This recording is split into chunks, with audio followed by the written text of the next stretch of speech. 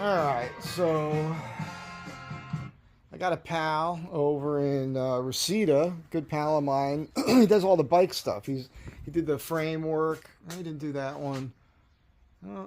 He actually brazed the rear end on this. You guys know him as Mr. Tick. Mr. Tick Bicycle Products. So he has a house over there, and he's going to be putting a fence in his front yard.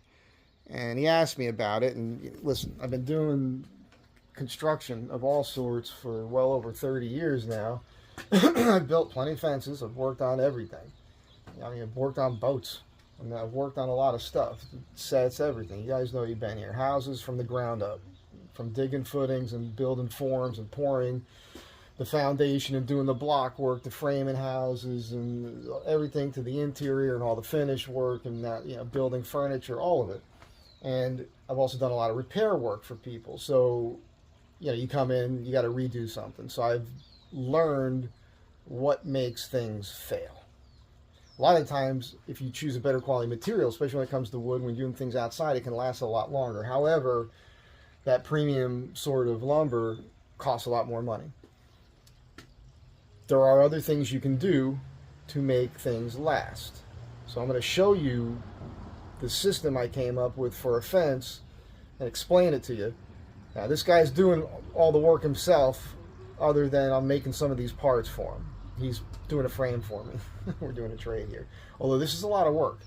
I mean, it took half a day yesterday to select this stuff, get it up on the van, get it off the van, get it loaded in here. These are 12-foot long, 4x6s. They've got some moisture in them. Each one weighs over 100 pounds. And there's 10 of them. So, just do the math there. It's a serious workout. Now, this is only Doug fir. And the idea here is each one of these, I need at least 19 of them. There's enough for 20. They're all getting cut in half. They'll be 6 feet long. Approximately 2 feet or so will be in the ground. Approximately 4 feet or so will be up out of the ground. And you're saying, hey, that's not the best wood for outdoors. There is no great wood for outdoors. Ipe is pretty good. It's pretty hard. Redwood's okay, but it's really too soft. It doesn't often hold up very long, especially out here with the moisture we get in the mornings and then the sun drying it out. It rots. And cypress is my go-to for outside. White oak is pretty good for outside. Even walnut can hold up, but they all turn gray. They all have their issues. This is going to be primed and painted. And the end grain on this, when it goes in the ground, will be sealed. And he'll be sealing that up, pretty much the whole part that goes in the ground. Probably use like a roofing tar or something like that. There's other products like Anchor Seal, that sort of thing. Now, so I did a couple quick sketches for you guys so that you understand what I'm doing here today. And some just fence tips for you. Okay? You know what? I guess I'll try to hold this. You always want to try to keep your distance between your posts under 8 feet. And in this case, on center, they're under 8 feet, the runs. The posts are going to be shaped like this. This is what I'm doing today. I'm cutting them in half, and then I'll be removing this material on each one, basically forming like a T, except for the corners have to be shaped like this. The boards that are going in there, I actually have some scrap here. It's this tongue and groove here. And again, nothing super special. This is not intended really for outdoor use. But if it's primed and painted, it'll hold up fine. And so these boards will be vertical, like this. Okay? Now these are about 3/4 of an inch thick. That's not super great over that span. However, because they interlock, that's going to be pretty sturdy. And then again, there will be a top cap that will lock things in. I'm going to explain all of it. But then again, across the back of it, if you had a fence here, and you had so many posts, and you've got these parts going this way, you could put a stringer in the middle, just attached to those boards. You could do like a V shape with something thin back there on the back sides of those to keep that stiff. Nothing wrong with that. Now, the parts that I cut out, when I cut these shapes, I'm going to cut them down so that when these boards go in place, you can take the cutoff piece and put it here so that this will eventually look like a full 4x6, right? The idea here is that you prime and paint these boards here, and you make sure that you seal the end grain. So he'll be priming all these boards first. Then he's going to cut them and fit them and tack them in place. You can use nails with a nail gun here, but before you go and put this piece in, you have to reseal the end grain where you cut it. Then you're going to take this piece and you're going to put it right back on here, and you're going to use several screws right through the fence boards. Now, and you're going to caulk it, right? So you're going to run a bead of caulk down the front, you're going to run a bead of caulk down the back, and this is going to seal this. All that end grain is going to be hidden in this joint that you're creating, right? That's going to make things far less susceptible to rot. The other thing he's going to do is, he's going to be digging these holes himself, and I suggested he create a little trough from post to post and put gravel in there. Doesn't need to be much, a couple inches, and tamp that down and make it pretty level from between post to post. What this will do is it'll keep these bottom boards from sitting in moisture. So any rain, whatever, it'll hit that gravel and drain right through. It's another step in keeping this thing, rot resistant. And again, everything that's under the ground will be treated on the posts.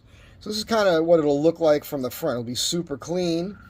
You got two cap options. When you do your boards, you can trim your top one so that it protrudes above the post a bit, and then on your top cap, you can do you can basically cut a slot, and then your top cap can rest over, and it would interlock that together. And that's what's going to keep your fence straight, right? So whenever you build a fence, you got a length of fence here, you always need a top cap, because that top cap won't move this way. If all your boards are like this, if you've got a 2x4 and it's on end, well, your fence can do this, look like the ocean there. So he's got to use strings, he's got to get all his posts in perfectly straight, he gets those boards in. Once he puts the top cap on, that's what really keeps it super straight. Now another way to do that would just be some more material, would be between each post, you can put, you cut that flush. You make your fence boards flush with the top, and then you just put a nailer up here, right, on either side here. Look like something like this. And then you put your top cap on, and now you can screw your top cap along the length to that nailer. And you can fill those with wood plugs that you can make, and sand that smooth, and then go ahead and prime and paint it. But these are all just things that I've come up with over the years that will make this fence last a very, very long time. It'll be nice and rigid, nice and solid, relatively rot resistant, as far as, because you're sealing the end grain. The end grain of your boards here, right? All this here, all this here, that's a wick. That's the mechanism with which a tree uses to get moisture up into the body of a tree. So if you seal that off, a lot less likely to have any rot. Yeah, he's going to be using a good quality Kills primer on this whole outside, and then he's going to paint it. And then from time to time, you're going to have to go out there and sand things down and paint it. It's regular maintenance. But if you're on top of that, it'll last a long time. It'll look great. People where I come from now, they're using PVC for fencing. I hate that stuff. It's noisy when you touch it. It's flimsy, but it doesn't rot. And there's almost no maintenance on it. You just hose it off once in a while. I get it. But it's just plastic. Eventually that plastic does break down and fail, and it just looks cheap. So that's just my opinion. Most people these days, well, not these days, but there's always been people who care about this sort of thing, and they want real wood. This is a nice way to do it. He's going to probably spend $3K or so on lumber for this whole thing, and then he's still got the paint plus his time, all these materials. But he knows he's taking care of himself pretty well. He's budgeted for this, and he's going to do it over the course of a period of time. And yeah, so today all I have to do now is I have to get my piece of paper out on this. I have to cut these in half, and then I have to determine, I think I've got 1, 2, 3. I think there's 3 corner parts I got to make, and the rest of them are shaped like this, so I got to do that, and then I got to get them in the van and get them over to him to deliver them. And I might give him a hand at some other point with assembly, possibly when it comes time to do the top cap. We'll see how that goes. But just hoping you guys can understand this process. Again, this was I did this sketch in about 2 minutes. This whole piece of paper here, it's pretty fast. But it should kind of give you an idea. And again, this is called shiplap. The beauty of shiplap is, you know, as it shrinks a little bit, you don't see through it, because there's a lap over. Plus, with that little bit of interlocking of a joint, again, it keeps things kind of strong and rigid. And this is the same material you've seen me using on the ceilings lately. So it's a lot of work to clean that up and make it look good. But again, for an exterior fence, it's not as important. He can get away with filling a couple cracks here and there with some Bondo if he needed to or wanted to. The key is kind of sanding each part out, getting that prep done right, and getting a nice coat of primer on it, and gonna make the job a lot better in the end. Prime your parts first, seal everything up before you even start the construction process, and then have that material with you. Again, every time you do a cut on a prime piece, make sure you seal that part that you cut. It'll go a long way for longevity. I mean, if you're going to invest this much time and money in something, put the little extra time into these little details that will prolong the life of the project. This fence is going to last decades. You might have to come out there every once in a while and paint it, but if he does these methods and does the trough and everything, you know, make sure it's level, that's more for the construction of it.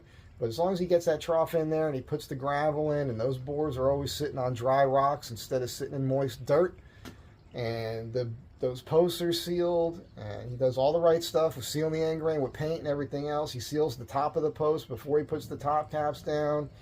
As long as all that happens, and then he gets a good coat of paint on there, and the way to do it, he mentioned spraying. You want to brush the primer on, but you can spray the fence. There's nothing wrong with that. That'll make things go a lot faster. When you do your primer, you want to brush it because you really want to get everything in the pores, but to make that go faster, you get a little roller. You got your board on some horses or tables or whatever. You can roll it on, and then you want to take the wet brush and just drag it across the board for the brush marks. It just looks a lot better than a roller texture.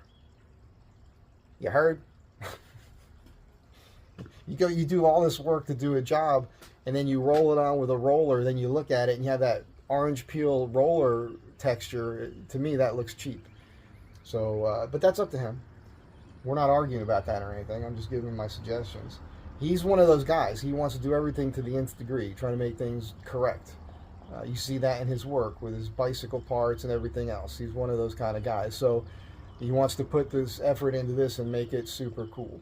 And yeah, so that's it.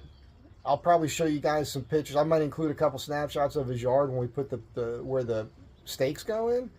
You can kind of see this what's happening there, and then at some point along the line, I'll probably do quick shorts as I go by his house for other things and show off the progress on this. And then if I help with it later or when it's finally finished, I'll do like a follow-up on it, and we'll talk about it, and we'll get him bitching to me about, this was a bitch to do this. Why'd you make me do it this way? I'm sure that'll all happen. You guys have a great day. Be good to one another. I'll catch you on the next one.